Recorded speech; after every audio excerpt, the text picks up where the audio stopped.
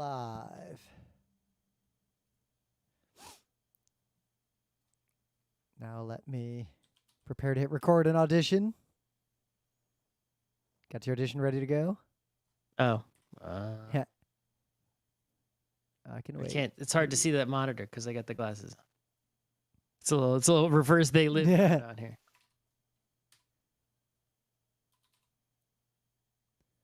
Oh, it's fucking November. Come on. 201-2021-1101.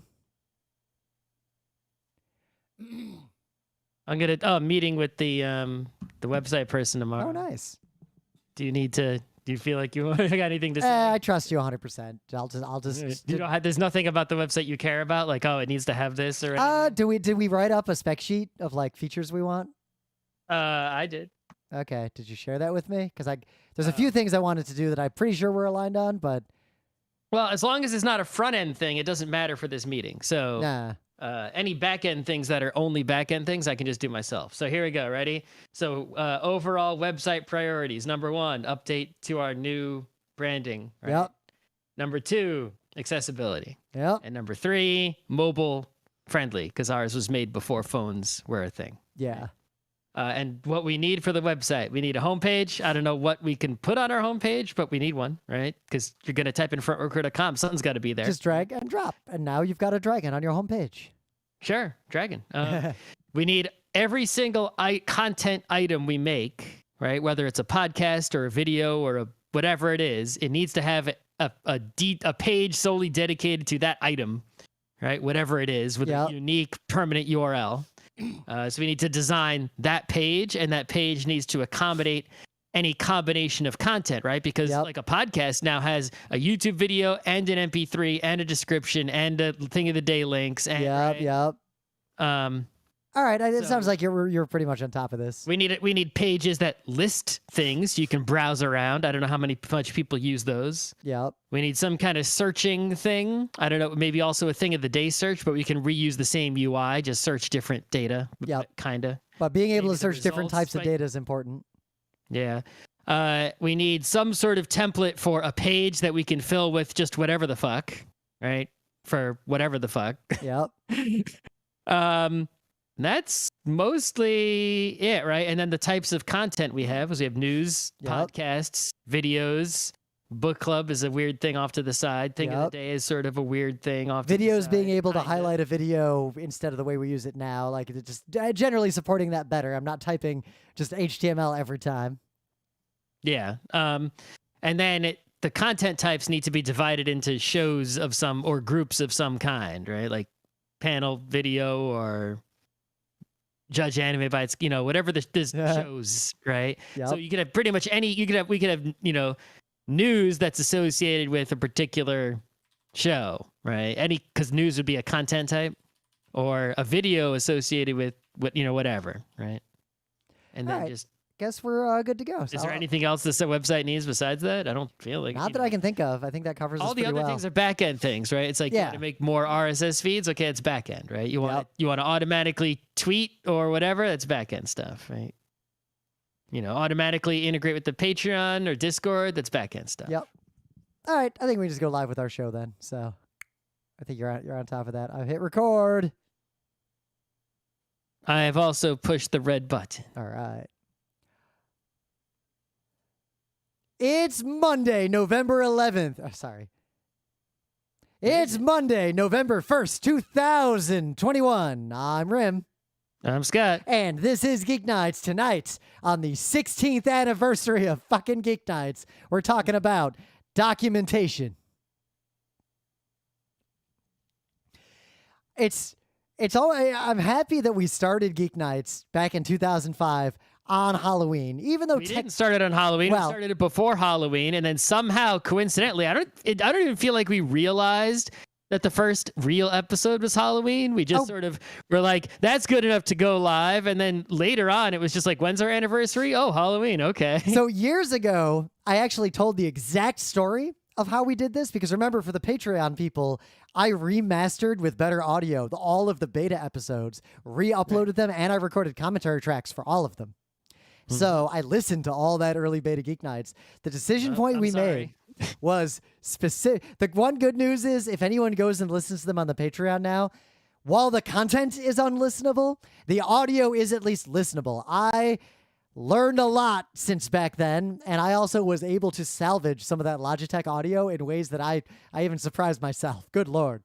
But so way back, we published our first episode. It was the following episode, like a November 1st or 2nd episode. We then decided, hey, the episode we did one before this, actually, we think it was pretty good. Let's also make that one public. And we went back and published the previously unpublished October 31st episode. I mean, I do recommend that pattern, right? If you're going to make a continuing content of some kind, right? I guess it could be, I guess with a, maybe that's not right. Because like, let's say you're writing a series, like a book, and you're doing it chapter by chapter. Yep. You can't be like, write some beta chapters and make chapter 3 actually chapter 1 and throw out chapter 1 and 2 I mean, trash. maybe you could, but... Yeah, but like a podcast, they're all standalone. So yeah, you can throw some out.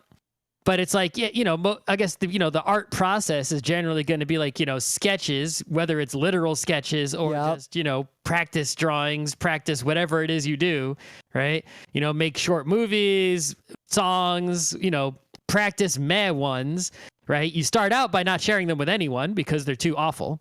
And then, people seem to like jump from not share with anyone to share with world. And I guess you can do that. But I guess the path we took of share with no one, share with close people only to make sure if they give you the thumbs up, then go to the world. It's like you can hide some more of your trash from the world and also have some beta episodes hidden away for fun times in the future. But also, it's not to like this quote gets misused more and more lately, but the idea of making the machine that makes the machine, those episodes, the purpose wasn't to make content for us, and every process is different. Our goal there was specifically to figure out how to make a podcast at all. Like we were learning a process. The episodes that got recorded were just artifacts of that process. Yep. You might be wondering why I'm wearing sunglasses inside of the podcast. I mean, you might be wondering why I have a mustache like it's the year 1997 and I'm back in high school. Yeah, but it's that time of year where the earth tilts upwards in the wrong direction. So up away from the sun.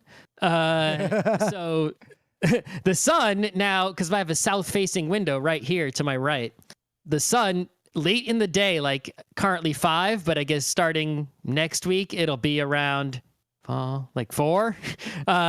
There's a period right before sunset where the sun just blasts right straight through these giant windows, right into my face, right into the monitors. And it caught me today at like an even worse angle than last Friday and blasted me right in the fucking eyes. So my eyes hurt. It's even funnier because around that time is when, because the buildings around the garden behind our building are set up, it's pitch black out the window right now. Oh yeah, it's dark now. Yeah, but yeah, but even before then, lights on. Yeah, it gets dark before then. So yeah. Anyway, so my mustache is because I did something that I've threatened to do for years, but I never did it. There's a history in RIT anime of I was poor, I was also lazy, and I had very little free time despite being so lazy.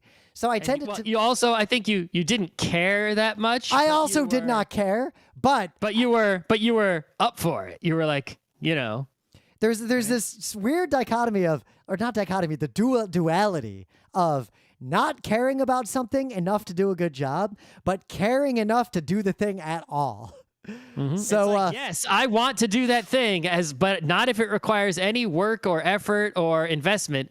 But if I could just fucking do it, it's like, yeah, it's like, would I love to drive a Formula 1 car if I didn't have to practice driving to not die? Yep. Yeah. I remember if you I tried to drive one, I'll die. Therefore, I don't. Wasn't there this robotics club at RIT? And you asked them, hey, can I join, but just be the driver of your little robot car? And they were like, fuck you. No, of course not. Well, no, I think that was literally just a race car, the Formula SAE, whatever. Yeah, I don't remember what that exactly the details there, but yeah, but they weren't looking for a driver only, right? They're looking for engineers to work on a car. So I've threatened for years. A listener even photoshopped me at one point, but the costume I wore is basically my own body because at least in a photo, my own body looks very close to Sean Connery in the 1974 movie. Zardoz. Right. So long ago, someone took the famous Zardoz Sean Connery photo and photoshopped Rim's head onto it. I don't know who originally did that. But it was too uncanny. Yeah, whoever did it, it must have been some listener or someone we know. I don't know who it is. Claim credit, whoever you are. I could probably find it if I put in a lot of effort. Whoever it was, posted that Photoshop of Zed from Zardoz, Sean Connery with Rim's head on it. And it's like, oh, you didn't even realize it was not a great job of Photoshopping, but it was so it's a match that it didn't need to be a good job. It's like, oh, I didn't even realize that wasn't, So I basically we made it real thanks to that person. Yep, and Emily actually printed out a papercraft Zardoz head, and it was a whole thing. So our friends had to see this, and now you have to see this too. It looks exactly like everyone predicted and expected, and pretty happy with it. The only thing is, I think you got the red suspenders instead of the bandolier. Yeah, so here's low effort aspect. I constructed this costume basically by getting four things on Amazon. But that's nobody. More effort than I think any costume you've ever worn. The boots were $29. That cost more than I spent on every costume I wore at RIT over the course of 5 years combined. I mean, that's not like cheap, but for a boot, that is a cheap boot. Yep. That is such a cheap boot, right? I already had a red Speedo, and I bought Japanese traditional underwear to use as the loincloth, and I bought red suspenders and a cheap metal gun. So there you go. If I want to improve this, I'd have to make the bandolier or buy it from a place that's not like shitto gray market Amazon, because there are no red bandoliers on Amazon. I'd have to get a real bandolier that probably costs actual dollars.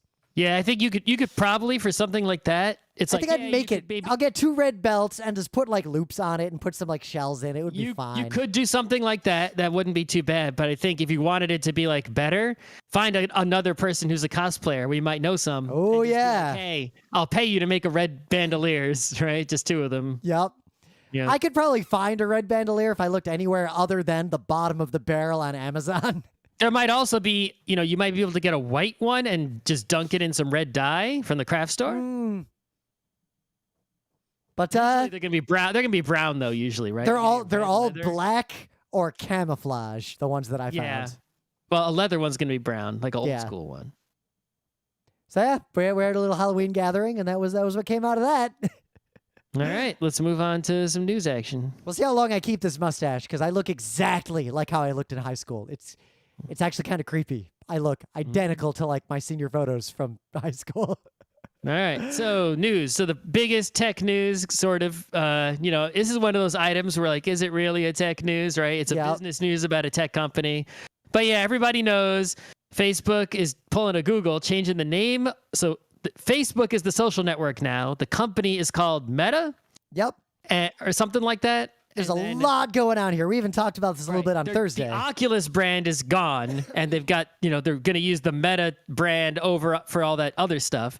And basically, I think this plays into what a lot of people have been saying about Facebook, which is like, yeah, you see them doing all these desperate things, right? Trying to get children to use Facebook, fighting, allow it, being so permissive of bad people, posting bad things on Facebook just to keep the user counts up, right? It's like, it seems like the evidence suggests like Facebook itself is not, the social network is not doing well. They sort of, even though it's so large, it will take a long time for it to like become small and dead like MySpace. But, which wasn't, I guess, if MySpace had been the size of Facebook, it'd probably still be around. But it seems to be Facebook is in decline. Yep. Right? And they recognize that. I've seen there's been multiple stories just recently, like over the last couple of days, of insiders leaking and revealing that even internally, basically everyone in Facebook agrees that the word Facebook is just pure poison to the outside world. Like it is seen, like it has expectedly negative connotations to almost everyone. Yep. So yeah, Facebook is it's still huge, but it's down, it's trending downwards, right? So they got this other sideshow, and I guess you can see the synergy there, which is like, okay, we made this sort of social network of the beginning of the information age, right? We were the champs in terms of looking at screens and typing text. Let's to survive in the future, right? We got to put out multiple game plans. Yep. Right? If we can't save Facebook, then our game plan will be, even if it's not for quite a while, because they got a long runway. Because how long will it take for Facebook to die? Right? A long time, even if they do nothing. So they got this long runway that, even though I still say that, the current VR tech is not going to achieve any sort of mass thing for, maybe we'll be seniors by the time, right? It's a lot sooner than that. You're weirdly pessimistic about this hardware that you've literally never used. Anyway, the point is, you're not going to see that thing in people's homes being used frequently, right? Anytime soon. Anyway, the point is, that is a future, right? It's like, the future social network will be the one we imagine in Cyberpunk world in Snow Crash, right? But that already gets away from what a social network has always been, because if a social network is about sharing information, then fire and forget content, or fire and forget, respond to something, like that kind of interaction is the primary way people can share and disseminate information. You actually descale if it shrinks back to, I'm having a real physical conversation with someone in real time. Well, I think the way it lines up is, if you think of a social, regardless of how you interact in the space, which is obviously drastically different, it's still a space that is not a real world space that people come together in, right? Yep, but I guess the difference is it's a real-time space. A page is a place people come together in. A chat room is a place people come from all around the world come together. So a virtual room like VR chat is a virtual place where people come together in, right? Yep, well, I guess this is where we need to differentiate, because social media is almost too broad of a term now, what these spaces are. There are spaces where strangers come together and interact via video, or via small chat, or via throwing 100-page Tumblr posts at each other, or via VR, or via inside of a video game. All these things have very different affordances, very different user experiences, very different externalities that are intrinsic or possibly not necessarily intrinsic, but are made intrinsic by capitalism. There's so much going on here that it's very almost naive to talk about all of this as just social media at this point. All right. So the short-term news is that a lot of the Oculus stuff is no longer going to need a Facebook account. I don't know if that's all of it, but at least some of it. Yep. I know the Quest, they said, is not going to need a Facebook account people resisted when I posited way back when Facebook said they were getting rid of the Oculus brand and requiring everyone who uses Oculus, including dev kits, to have a Facebook account. I remember saying the gaming industry won't stand for this, and so far it looks like the gaming industry didn't stand for this. People truly did not make Facebook accounts. They gave up on the platform instead. So they gave up on that, which I guess is a positive. Yep. The negative, I guess, is that it's still the same fucking Zuck dude running this shit. Yeah, the problem is not that Facebook exists. The problem is that Facebook as an institution makes reliably harmful decisions in its space. And as we've seen from all the recent, revealings due to court drama and all these documents that got released about, mostly Facebook, but also others, is that, it's not that Zuck doesn't seem to have a malicious, evil motive. Only other than just the capitalist motive, right? Yep. All their decisions seem to the thing that they all have in common. It's not like they're always deciding in favor of white supremacy or always deciding in favor of, That's a good point. But here's an example. They're always deciding in favor of profits for Facebook. That is thus the externalities. How do they get profits? Via engagement. What drives engagement? Anger and conspiracy theories. Therefore, more anger, more conspiracy theories, more profits. But there are instances where they decided against anger and conspiracy theories, where it either didn't harm or helped the bottom line. Yep. Right? But if it harms that bottom line, they reliably always make the bad decision. There's a decision between money and safety for the users. They choose the money option. And don't lose. All the stories and anecdotes and all the documents are following that pattern. And don't lose in all this shuffle a very important point, that all the leaks from within Facebook are showing that there was at no point ignorance involved in this. People inside of Facebook at all levels were constantly raising the alarm. Like, everyone there was smart. Intent. Yep, they knew what they were doing. They're like, look, They know this what they is causing white supremacy. We need to do something about it. And they were just categorically ignored. Yep. So I guess just the last thing is simply what everyone else is saying is true. Is like you keep trying to recreate this cyberpunk stuff, VR land from all these books, but didn't you miss the point that was a dystopia, right? In that world, not a good people went into those spaces. It's like reading Dante's Inferno and like using it as your playbook. It's like, no, that's the wrong one. Yep, Shadowrun, we need big megacorps and like NFTs and cash cards and like, no, those are all side effects. Jurassic Park, and you're like, oh, great idea. let me try to make some T-Rexes and Velociraptors. The best are the what book did nerds. you read? Are the nerds whose reaction to Jurassic Park was, that park would have been great if Nedry hadn't fucked it all up. Like imagine missing the point of that movie so badly. But Zuck is Nedry. It's the in charge guy. Right? So what do we think is going to happen? I think, like, my guess, my pure guess, is the one thing that's going to happen. Facebook, the platform, like the social media platform, is going to see fewer and fewer updates, less engagement, and just decline into nothing over time. I think a lot.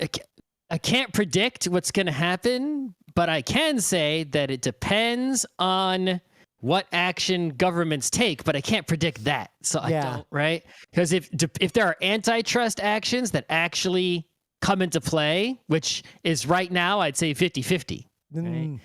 Then vote for Democrats if you want more of that, guys. Yeah, which I do, right? So let's say I get my way, right? So if the best possible thing happens, the government breaks up Facebook and all the other companies, or all the big tech companies, into their component products.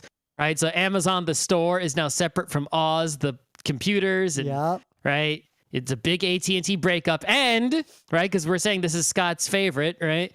We don't make the mistake of letting them join together again, like we did with AT&T or whatever. Right? Oh my God, Scott! I know you don't like Star Trek, but so the new Lower Decks show, they address this directly in that in old Star Trek, there was an episode where there's a planet that was destroying itself and everyone was stupid and they worshipped a god. Sounds like Earth, okay. And that god was actually just a leftover computer AI that was telling them to do bad things for its own purposes. It's Twilight Zone, all right, cool. So in Lower Decks, there's an episode where the plot is Starfleet, like 100 years later, goes back to this planet because they fucking started worshiping that computer again.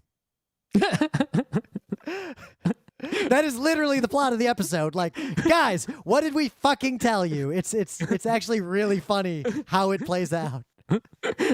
I'm just imagining them worshiping the computer in the Twilight Zone again. That's why I'm laughing. The same one, like, don't eat the food. It's radioactive. Fuck you, Dad. I do what I want. Right.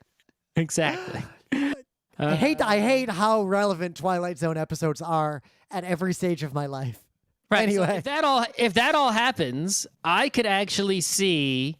I guess it then depends who runs each. Well, part, two things have to happen. The breakup has to be such that no one of these companies is too powerful. Two, Zuckerberg himself cannot be in charge of any of these companies. Well, or more than one at least. Yeah, right? but He'd probably go for the VR one, knowing him. The problem is the VR one is the one that I think has the most long-term real potential, but it's also the one that I think will make the most mistakes. Right, the two things that they, there's a lot of things they acquired, but Facebook, Instagram, and WhatsApp, right, are both right now really meh, right? Instagram got turned into Sky Mall, and WhatsApp is who knows. WhatsApp is how I communicate with old people I know. I don't have it. I have it because of some old people I know. While both of those are really meh right now, I actually believe that if you made me in charge of Instagram or WhatsApp right now, they could be saved. Those are things that are not beyond saving. Facebook, the only reason I think Facebook Marketplace could be its own thing that could be saved. It's starting to have some scam problems and falling a bit. But Facebook, the social network, events, groups, that sort of thing, I think any measure that would save it would actually kill it because because capitalism. You're just gonna scare people away and they'll go to some other thing, and there's no one who would use even a saved Well, here's a very Facebook. important point. Look what's happening on all social media. If you actually ban bad actors like the horse pace people, white supremacists, Republicans, etc., when you actually ban those people from platforms, then they migrate en masse to whatever platform will let them do their crap, and they keep on going. But they are segregated from the better platform at that point. But without those people, these platforms can't make money because the money is driven by all these toxic engagements, because the only way any of these things make money is selling your data and or selling ads to you via that data.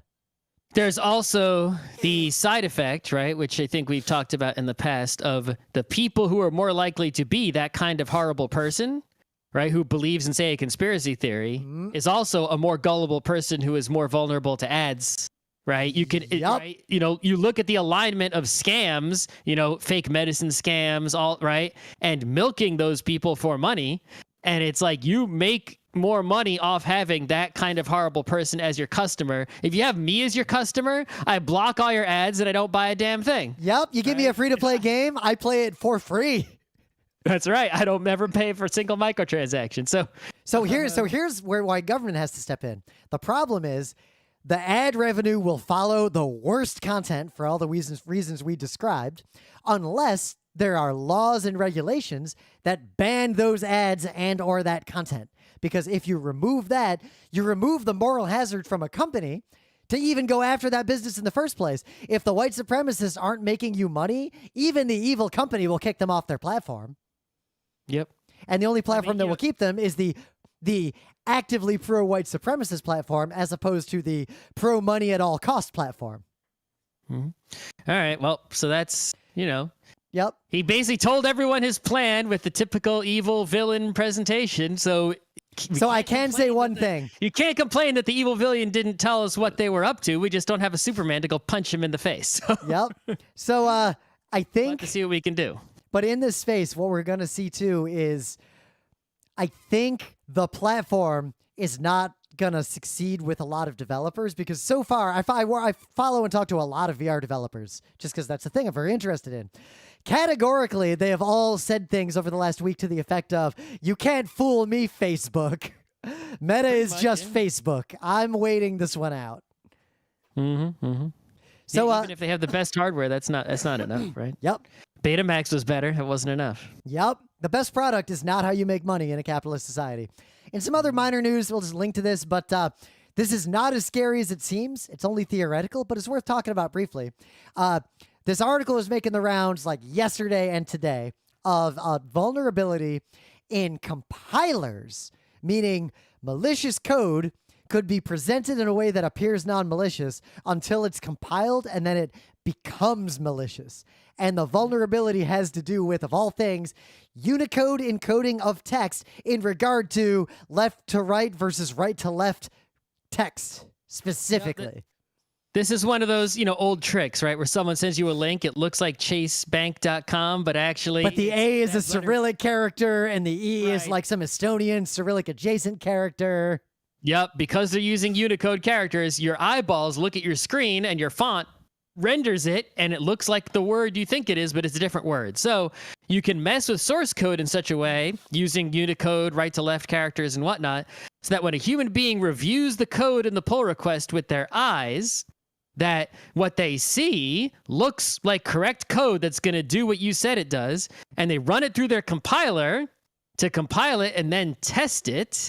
And now it's right. You somehow have, you know, affected the compiler in such a way you have, you know, got some sort of security flaw on their computer of the person testing the code, at least. Yeah. And if that code actually gets deployed, well, that, you know, because it, you know, it'd be really hard to get the code to also pass the unit tests if anyone tried to test the functionality.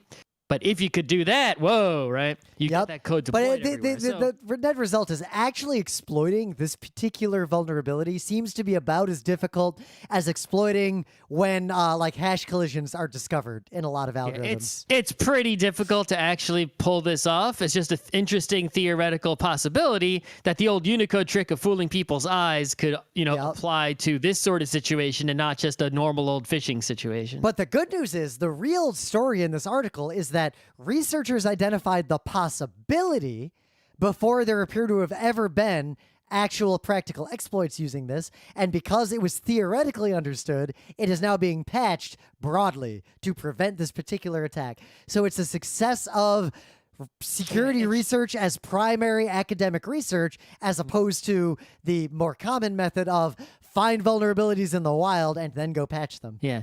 It shouldn't be too hard for a compiler to prevent this from doing anything bad, right? Yep. Just detect the characters that flip from right to left, and then, The old bite eyes.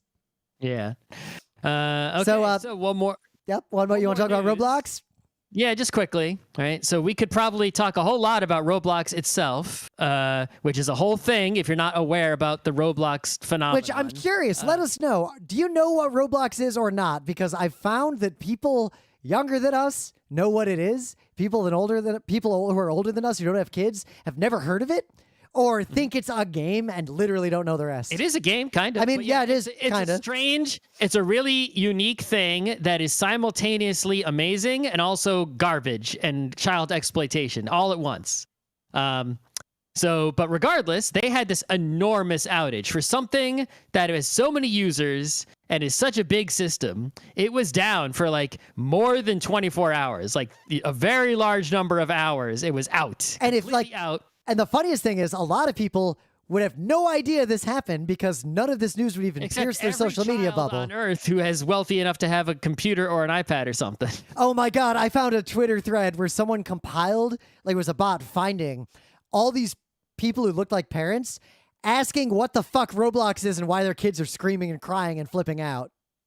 Yep. And also, the thing is that the children who are using Roblox, right, are not on Twitter. Yeah, Twitter's for old people, guys. Like, I'm just saying, any social broadcasting thing, it's like, I guess not until you're more teens are you even using that, right? Because even if you're an 8-year-old and even if your parents let you use Twitter, you're not tweeting. That they let you use Facebook or Instagram or whatever. Maybe you have fun with filters and photos in Instagram, but I don't think an 8-year-old's gonna be like, posting on Instagram, why is Roblox down, and searching on Instagram for Roblox, yep. Why is it down? I feel like when I was, maybe not when I was 8, but I was like 10 to 12. To their friends on Instagram. 10 to 12 is when I would be doing that kind of stuff, had that even existed or been a possibility at the time. Right, but I don't think that broadcast information. Like kids probably aren't interested in reading the news, so why would you be interested in news? Right? It's like. I don't know though. There is a huge going on forums somewhere. There's a forum for. You know what they are doing? So. They are streaming their Roblox crap on Twitch and YouTube, usually with accounts probably. a lot. Yes, but not in any of the places where like this information broadcasting going on. Right. The only news story that gets broadcast is Roblox is down, but you can't see the actual terror and pain that outage caused. These kids were losing money. These kids are paying for ads for the games they make. There's a whole like real money ecosystem around Roblox that a lot of parents I don't think even realize is there. There's a lot going on. Check their credit card statement. Yep, or they will now because little Johnny was flipping the fuck out that Roblox was down for more than 24 hours. Also, if you have to get a gift for some kid, I think you can buy like a Robux gift card at the drugstore. Pretty sure you can just buy Roblox bucks with cash. Almost any kid's gonna love some Robux as a gift this holiday season. Yep. This article's real spot on. Quote, exploited. Roblox is valued at almost 30 billion pounds, yet these child workers see only a fraction of that money as their labor drives its valuation up. Yep. If you make content for Roblox and then someone buys your content that you made, you split it with the Roblox company 30-70. That's worse than Steam. They get the 70. It's people are complaining about Apple getting the 30. Roblox gets the 70. 70. And children made something. So it's child labor producing a digital work. It sells. The child gets 30% of the revenues from the sale, and the company gets 70. Yep. That's so, all right. I don't think we saw yet what the cause of the outage was, but it's interesting because I don't think Roblox has ever had a major outage before, at least not since it got really big that I'm aware of. So I think it's also just unique in like when in history have like, it's not like Tickle Me Elmo has like an outage or whatever. Child's favorite toy. All our NESs didn't simultaneously have. I remember no one could play Nintendo. I remember when broadcast TV, like one of the networks, went down in Detroit for like days. We just couldn't. One of the channels was just gone. That was an existential crisis. Other channels though. Yeah, like 6 of them. It was the 80s. Like there weren't that many channels back then. I'm just saying, it's but there isn't a case for like every kid, so many kids. It's like everyone's same favorite toy all broke at the same time. Nobody could play. Yep. I do remember when just stopped working. When the BBS that I got my pirated games from when I was very young dialing into disappeared. I guess I don't know if it got raided or like whatever, but it got shut down. Raided. That was how I found all the other nerds in my school, because when I got into school, some people were talking about that, but most people had no idea what the fuck that was. And I actually made a bunch of friends by figuring out who else was using that anonymous pirating BBS in my neighborhood. Anyway, one last news. And I talk about this on a Monday because something that technology people, especially computer types, people who do the kind of jobs that me and Scott do, really need to internalize is that the main value of technology is not developing the next new technology. The main value of technology is taking existing technology and deploying it in more places, more fairly, and more equitably. And more wisely. Yes, more wisely. That impacts people more than any new technology. Making Facebook better will not impact nearly as many people as making more trains or making more clean water or taking an old vaccine and getting it in more people's hands. So a story that just happened. Veins, Yep. arteries. Yep. This is a huge story in New York City. The Long Island Railroad now has the ability for its trains to terminate not just in Penn Station, which is out of the way and sucks shit, but also in Grand Central Terminal, one of the most used and most important train stations in the history of the goddamn world. Central to New York City, the best train station we got. It is the amount of economic loss from people taking Long Island Railroad trains to Penn Station, only to then have to transit back to Grand Central to get to the place they were trying to get to connect to the rest of the transportation infrastructure more reliably. Just investing in what it took to make these trains go to one different place. This is a story that is decades in the making, billions and billions of dollars. Graduated college, right? And I was working I would take the train to Grand Central every day, all work day, right, to come to work. And they were like, yeah, we're going to do this project. So that was fucking 15 plus years ago, right? Yep. It's like this was proposed in 1963. When did they actually start digging, though? Oh, actually a long time ago. Definitely more than 10 years ago. The story is so long that I'm struggling to scroll through this fast enough to actually find all the milestones. Right. But yeah, they ran a train, it's not ready yet, but they ran a train with passengers from Long Island to Grand Central. It made it. They got off at Grand Central. Then they walked out to the street. And it's going to be available to everybody next year at some point. Okay, so they started work in the 70s. They started work in the 70s. In 1975, they canceled the whole thing because New York City was out of money. In the 1990s, so the late 1900s, a new set of studies showed that the majority of all Long Island Railroad riders, which is one of the most used rail lines in the world, we're trying to get somewhere closer to Grand Central than to Penn Station. Yeah, and there's more places of employment near 42nd, and Lex than there are on 34th and behind, you go behind the Madison Square Garden, unless you're working at the post office, I don't know where you're going, right? But it's like there's no big tall office buildings back there. To build this new terminal under Grand Central Terminal was one of the larger engineering projects in New York City's history. And the scale, as enormous as the scale and the work involved in the $11 billion is, this was using mostly 1970s technology. I mean, dig a tunnel, lay a train track. Yeah. Put a signal. The technology to lay tunnels has been largely perfected. The Boring Company has not really done anything novel in this regard because that is not the problem. Just like how tech bros like to say, oh, I made a machine that can 3D print houses faster. Yeah, building houses physically is not the bottleneck on housing people. You don't say. We could build houses for everyone in the world pretty much instantly if we wanted to. That is far from the problem. So let's just end this news section with a piece of shit news I saw today about piece of shit Elon Musk. Right?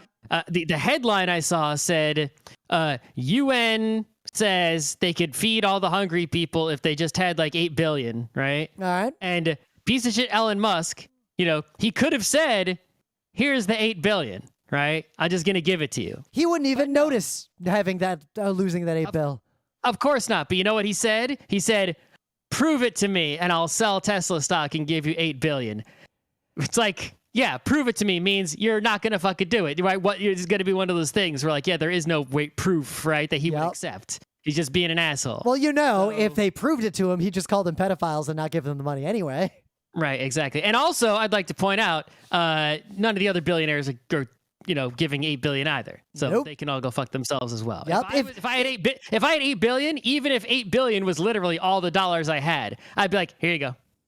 Yep. I have $0 now, but there's no hungry people on earth. So cool. Yeah, 8 billion. The US Congress could just add that to the budget and not notice. Yep. And they don't either. So fuck them too. Yeah.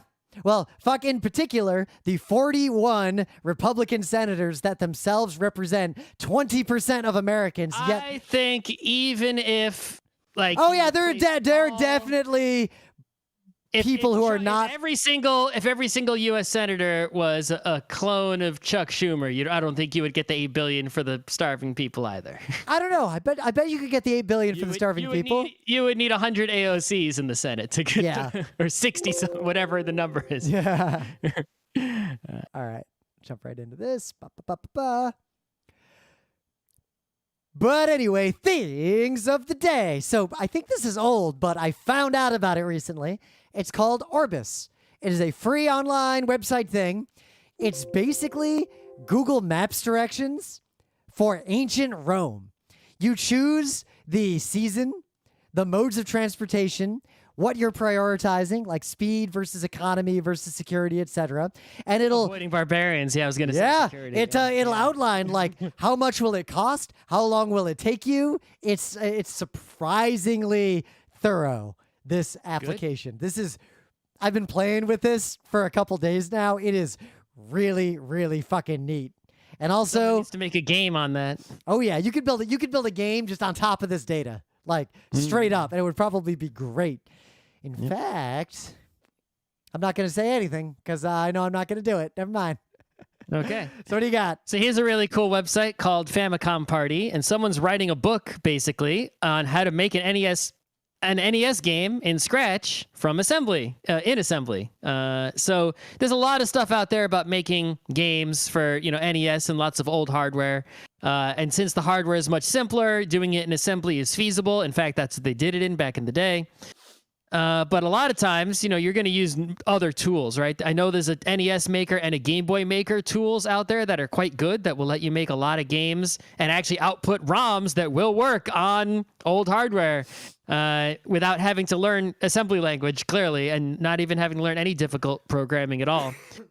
So most people are not, doing that. And, there are a lot of YouTube channels that are like teaching you specific things like Retro Game Mechanics Explained and whatnot, but I haven't seen too many like ground up, right? Here is literally everything, so this is really cool. And I haven't actually started going through this yet, but it looks structurally like, yeah, you could come to this knowing, I guess an amount about computers in general, and then be able to make software that would run on an NES. Not only that, but a lot of those videos that explain really deep glitches or really interesting speedrun stuff, just having read a little bit of this already, it would definitely make understanding those explanations very straightforward.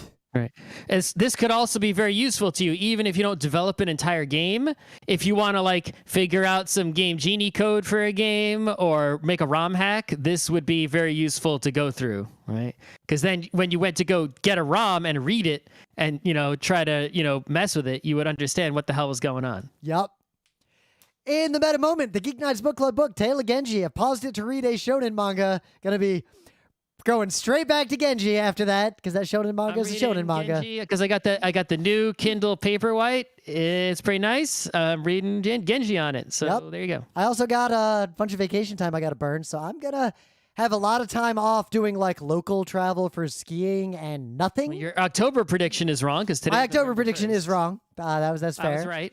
You were right. I think end of year is very feasible. I am not working the week of Thanksgiving in the United States, which is, 1, 2, 3 weeks from I'm taking like 3 days off that week, and I'm taking the whole week before the Christmas week off, and I'm taking the week after Thanksgiving. So Black Friday, obviously not working. Weekend, not working. That Monday, Tuesday, Wednesday, I work. That Wednesday after Thanksgiving is December 1st. That is the last day I am working in the year 2021. Man. I'm not working again until January 3rd, 2022. Man, at some point, I got to get out of an industry that never closes. And I still have 10 vacation days rolled over to 2022. I have never worked in my life in a place that could like shut down or close. It's either been factories or fabs or hospitals or capital markets. My previous job and current job, the company just closes Christmas to New Year's. If I ran a game studio, for that. If I ran a game studio, we would just close for that holiday season, and we'd pick one a month in the summer where we would also just close. Much I would close? I'd be closing on Jewish holidays, Muslim holidays, Chinese New Year. Well, I would definitely close the month of July. The best summer times. Why should anyone be working during the month of July? If there's a bank holiday in any country in which we operate, closed, whole company, not right. Today, it was like All Saints Day, right? So people in France, I think, are not working. If I had a French office and those people got off, I'd say whole world is off because it's All Saints Day. Deal with it. So I actually have an anecdote around that because, I used to work in a company where we had a subsidiary office in India, in Hyderabad, and we worked with a lot of companies there. I wonder what kind of cool holidays they got. So you basically register what your religion is, and then you get that set of holidays for yourself. I'm letting everybody off every religious holiday. I do know for a fact, if you did that, your office would basically never open. Good. Yeah, but that leads to other externalities if our whole society decided to stop working. But are there that many holidays that there's literally a serious holiday every day for nearly every day? Like, kind of for real, it would be a problem. If you I think there's got to be days where there's no holiday. Not many. That's significant. If you earnestly engage with every major faith group and also all of the secular groups that have holidays in the world. I don't know.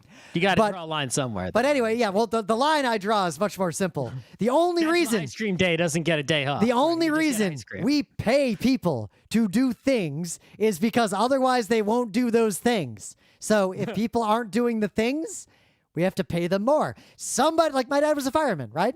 Somebody's got to be a firefighter on like Christmas Day because a fire might happen. You know what you do? If you can't find people willing to work on those days, you pay them a shit ton to work on those days, and that's how you solve that problem. Every other solution to that problem is unfair and capitalist. Let's move on to the main bit here. Main bit, documentation. Yeah, the listener sent this one in on our forum. So we've talked about documentation systems before, but never documentation. We never talked about documentation in general, right?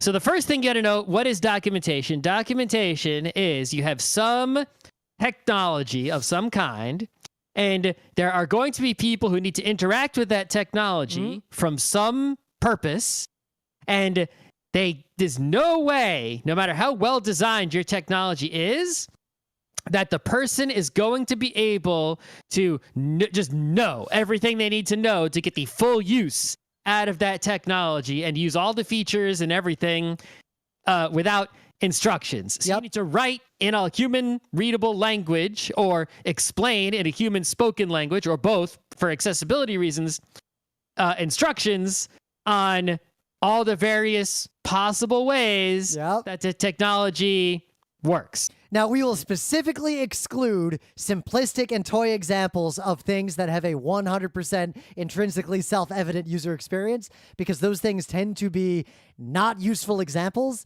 Most things need some documentation. Well, consider this, right? Think about a really simple Apple product like an iPod, right? It's still an iPod. Still, I don't know if they still make any iPod things, but the iPod came. It doesn't need much of a manual because it's so straightforward, right? But it comes with a really tiny manual that tells you there's still some things that you're not going to be able to figure out, even from like the best possible design. Well, I guess I'm saying I've played some games that literally have zero documentation. Yeah, like even Mario, it's like you just need to be like, hey, forward goes, push the arrows direction you want to go, hold B to run faster. You need to know that, right? Because you're never going to figure that one out. I think I did figure it out. I don't think I understood that from a manual.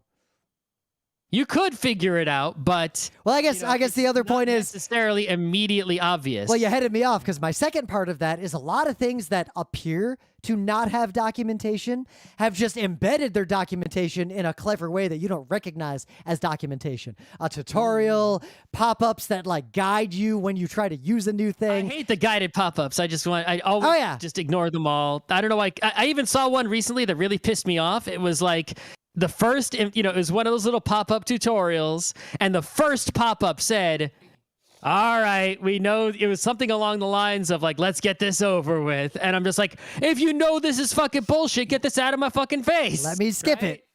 Yeah, but let me have a skip all button. They didn't have it. Yep. But that also edges into the side topic of what forms does documentation take? Because a tutorial or something like that is documentation for many purposes, even though it probably doesn't work as well as people think it does. And it's probably not complete. Yep. I think complete documentation is increasingly rare across all technology domains.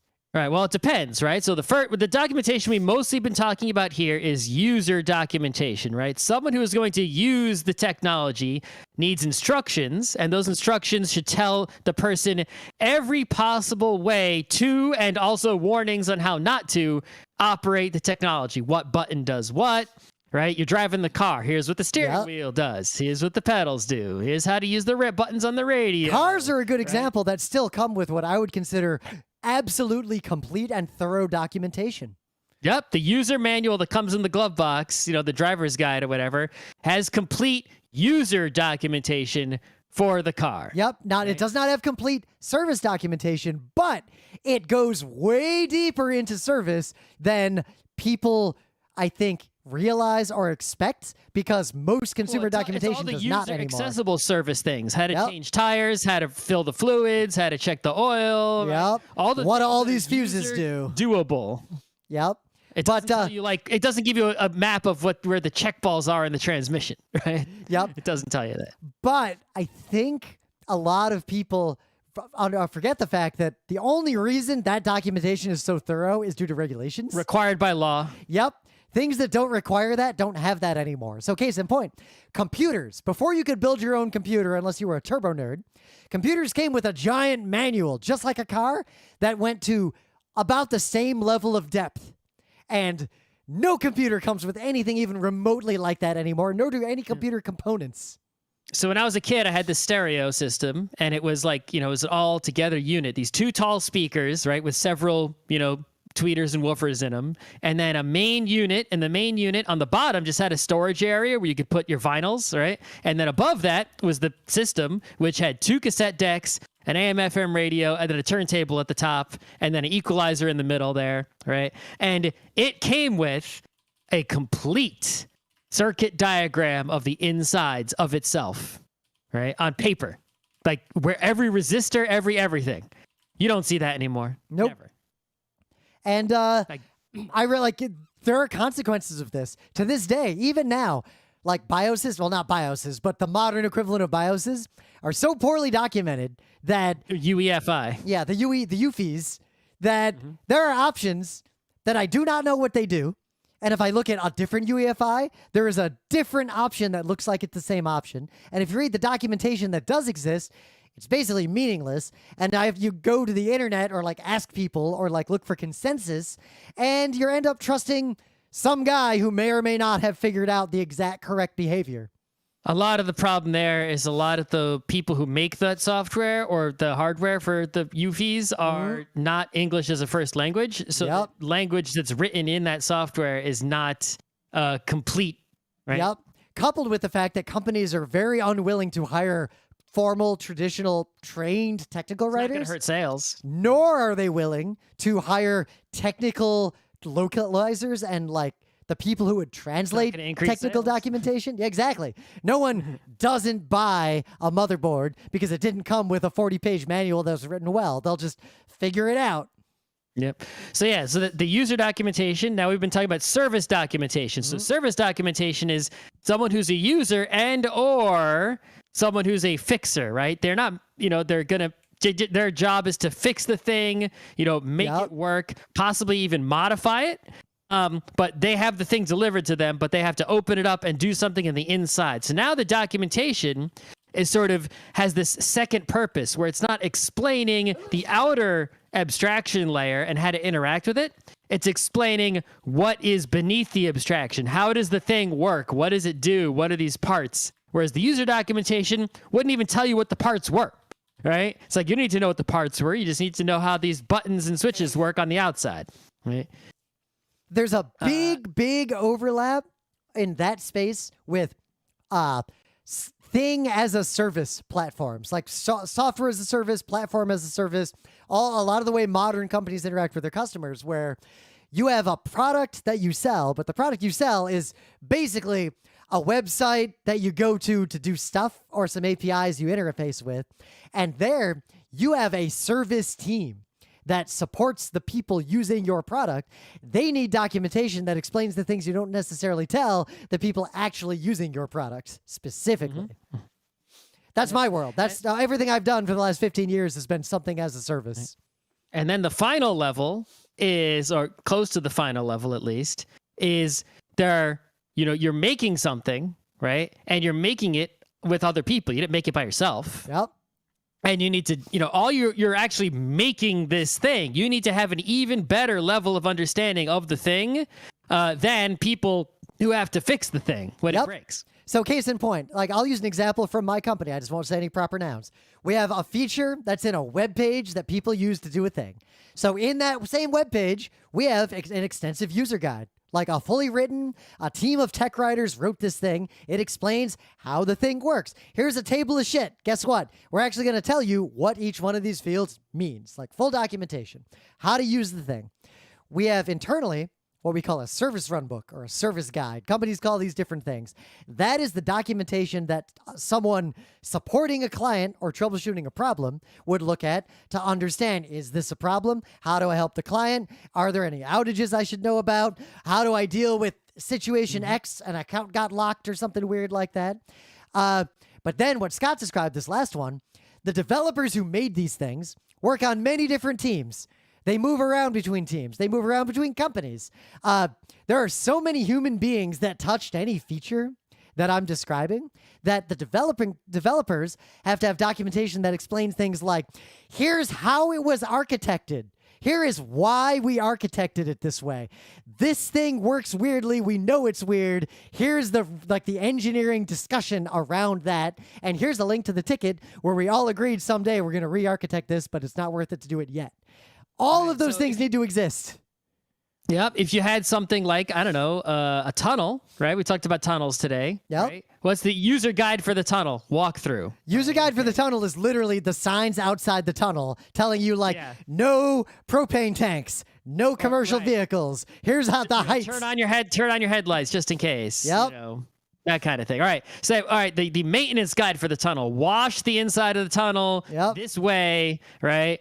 Every 10 years, get this kind of inspection. Every 20 years, get this kind of inspection. Every day, clean these vents in this way. Here, change the filters in this way so people don't suffocate down there, right? Yep. You know, here's how to change the light bulbs. Here's the basic run book of like typical problems and like what is our process to deal with them or who to call. Yeah, usually it's who to call. If the tunnel is flooding, stop letting cars in. Here's how to stop letting cars in, right? Okay, but then the other one is, okay, we dug this tunnel and you see this thing here that looks weird. We put that there because there happens to be a rock there underground or something. You know, I don't know anything about tunnels. But the lane is 4 inches narrower for these 100 feet because of, and here's pages and pages and pages of architecture diagrams and explanations. So if you come and you have to deal with this tunnel long after I'm dead because the tunnel will outlive me, right? Here is why we made this tunnel in this way, where you come and you're an engineer and you know your stuff. You literally do know your stuff. And you look at the tunnel and something will look wrong to you.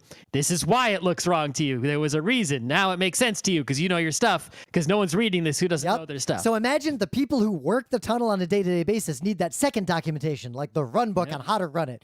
That will include a lot of scenarios and what is the standard operating procedure, which like, oh, there's a traffic jam. Do you do anything or not? I think it's flooding. Here's the phone number to call to trigger like the emergency response, like that kind of detail.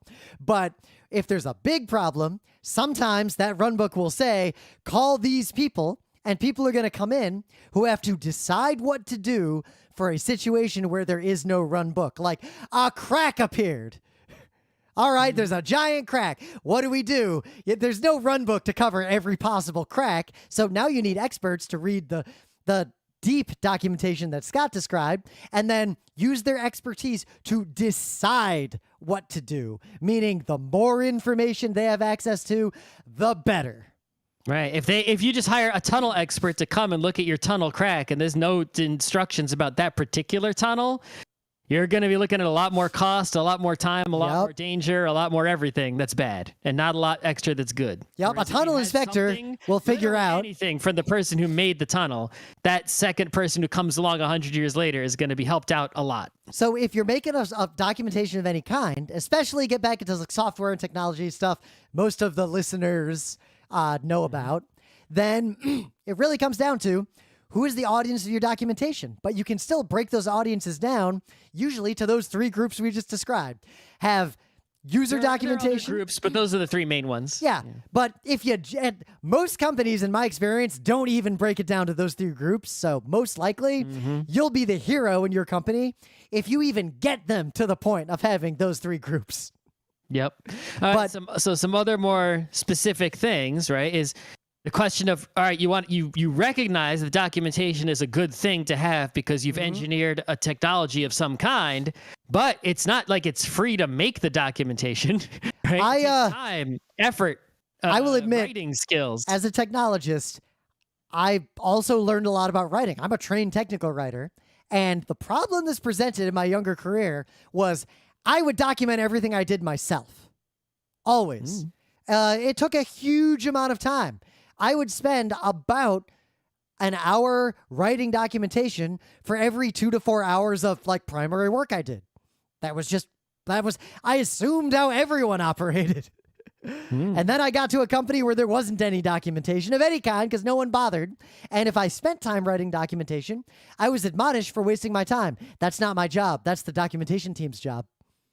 And the problem is that it's a fundamental problem in that a person who is most knowledgeable about the technology, right, is the person who has the skills to be building more technology, doing more engineering, and they may or may not have writing skills. But even if they do have writing skills, the company does not want to pay a developer money to write documentation. They want to pay documentation money, which usually is farmed out. So even if you get an expert, someone who's a writer, is that person going to be, even if they're expert at writing, are they expert at this technology someone else made? You're going to have those people sit together and chat. You know, it's like it's just a cost center, and it ends up not being worth it in capitalism unless it's A, required by law, in which case you got to have it, or B, your technology is so big or so important that you need to have the documentation. Just practically speaking, it ends up being worth it to you money-wise to have it, because not having it would be disastrous. Yep, that's more the world I live in today. But so many places are building important stuff that a lot of things rely upon. And well, Keyforge didn't written. It isn't written well, or it's not available, or it's not available to the people it could. We don't know the full story, but that card game with unique decks had a problem where no one seemed to know how their algorithm worked, so they couldn't run it again. Oh yeah, Keyforge. Yeah. Yeah, we did an episode on that, right? Yeah, we talked about that on a Tuesday. Go find it. The story seems to be that they had a system that had an algorithm to, generate Keyforge decks and then run them through the printer. And the rumor is they got ransomwared, so they lost all their software. I guess they were really bad at software. They didn't have it backed up anywhere or anything. And now, I guess with documentation, they could have at least had a new developer rewrite software that was equivalent. But I guess they've just lost everything. I don't know. My advice to you out there is it really depends on the company. But if you... The documentation is sort of a backup, if you think about it. I go one step further. I treat documentation as a capital investment and an asset. Like, having good documentation, I consider it, at least when I was in a C-level position, which I am not now. I actually, I went to a bigger company, so I'm a smaller fish in a bigger company. But when I was closer to like board of directors executive work in a smaller company, I very much treated documentation as an asset that we would assign value to and treat as a priority. That saved our asses so many times that I could say for a fact that it in the end made us money. We profited by writing good documentation. All right, let's talk about just end up here with some specific, real narrow things, right? Yeah. So something that always bothers me, I read a lot of software developer documentation because that's my job, right? One thing that bothers me a lot is when the documentation is not up to date. You've changed the software since you wrote your documentation, and you didn't update your documentation. Right? Yep. So I look at the documentation. It lists 5 fields to put in the JSON. I look in the example code. There's 6 fields in there. Yep. I copy paste that 6th field into the document. It does not show up even once. Yep. It's a broken documentation is actually more frustrating than none, I think. Personally. So another, this is just me. I treated software documentation like software issues and documentation issues as bugs. If someone found a flaw in the documentation, there was a bug ticket, just like if there was a bug in the software, and we treated it with the same level of severity. Right. Something else I really, really don't like is someone will write some software documentation and they'll give you an example. First of all, you got to have examples, right? Yep. I hate the ones where there's no example, right? Don't just tell me what, there's a function called this and describing what it does. It's like, show me an actual example of it in use. Yep. Right? So that's the first thing. Because what I'm going to do, I'm going to look at the example first, futz with it, then I'm going to go back and read the rest of the documentation. Exactly. So you need to have examples, but something that bothers me above that is incomplete examples. For example, someone might have an example of how to use a function, right? And they'll be calling the function. So function, parentheses, parameter, and they'll say, yeah, this will return X, right? With these inputs. It's like, okay, I see it. But you didn't include where to import the function from. Right? It could be like from library import function. You need to put that import statement in the example. Otherwise, I'm like, okay, I see the function. Where the fuck do I import? Oh my God. So fixed protocol documentation, like a specification for a fix API, same thing. They will give you the most excruciating examples possible of the payloads, like full interactions. So cool. You've got all that. They'll often leave out the headers and footers of those messages, meaning you're looking at a partial message. Now, I'm a fix expert. I look at this. I can infer what the headers should look like. Doesn't bother me at all. 99% of people who read that documentation are going to send that raw message without the header because the example didn't have it. It's going to fail in ways they don't understand because the fix protocol breaks down badly without those headers, and they're not going to understand what happened. So you should, whatever you should put an example on everything, and even if the example seems trivial to you. Right. And all of your examples should be 100% complete examples showing you everything that is happening. Don't leave tag 10 off the end of the fucking fix message. Right. So now, even though in this section of the documentation, only one part of that complete example is like the relevant part to what you're discussing, include all the parts and then just put the relevant part in bold so that they can see, that's the part that's being discussed here, but I can see it in the full context of the full interaction that is happening. And now when I go to use that, I will be successful. Right? If you just give me only that bold part and you leave out everything else, it is not even there, then I'm going to try it. It's not going to work, and I'm going to have to go and figure out everything else. So that's annoying. In terms of user documentation, like not just developer API documentation, the thing that bothers me the most, the two things that bother me the most are, one, when instead of having a written document, they have a YouTube video. Like, fuck that. That is the least, like, videos are good accompaniments. They're good accessories to documentation. They are fantastic ways to augment documentation. They do not replace documentation. Video is a very information sparse medium that is very difficult to search and scan through. It is very difficult to take things from it. I can't copy paste code out of a YouTube video and put it in my editor while I'm messing with something. Videos are great when you need to teach someone a physical thing, because you can show the thing happening. But they still should not replace written documentation that provides more depth, more context, and other information. Right. Well, I mean, if you were like, for something like how to assemble an IKEA furniture, right? A video could end up being better than because the diagram might be confusing, but the video would be like unambiguous, right? True. You see the pieces going together. But I don't want the video without the document, and vice versa. In that case. Sure, I mean, I definitely still want the document, but I'm just saying in some scenarios, as long as the video is accessible to you, video could be the preferable thing. Like if I had the video and the paper, I'd go to the video first, even though it's slower, because for that kind of thing, it's a better, it's better. So then you get to you go on first. For most things, video is not better. Well, even imagine a complicated example. Thing that's not a physical thing, video is not better. Or anything that requires is not as good. Or anything that requires a physical learned skill, like for example, skiing. There's documentation on skiing, like the right way to do specific kinds of turns. That text documentation is very helpful to understand the mechanics involved. But a video is also very valuable because it shows it in action. You see what the result of those motions should be, but you also need... You can also see the person that you're going to try to mimic, right? Yep. It's hard to mimic a drawing of a person compared to a video. Just trying to mimic the person without the explanation of the mechanics involved is a great way to hurt yourself badly.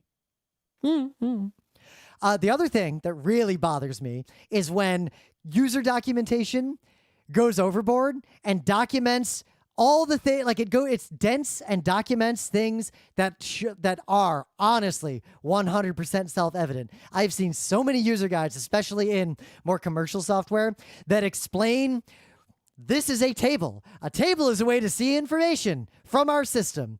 You can sort this table by clicking on the top with these arrows, and it'll spend paragraphs explaining how to use a table every time a table appears in the documentation. Right. You don't do it every time a table appears. You do it once in one place. And as long as you organize the documentation, like it's not bad to have those things. It's just as long as the documentation don't put them in the way. To put those things in their own area. So it's like, oh yes, in this, you go to look up, maybe you're going the index and you're like, all right, how do I do X? You find the section about X and it involves a table. And if you don't understand the table, there'll be a reference like see Appendix X, how to use tables. Like you have a section in your documentation that's like how we use tables. So in all my things, whatever it is I'm selling to you, here is the documentation of, just in case you needed it, how tables work.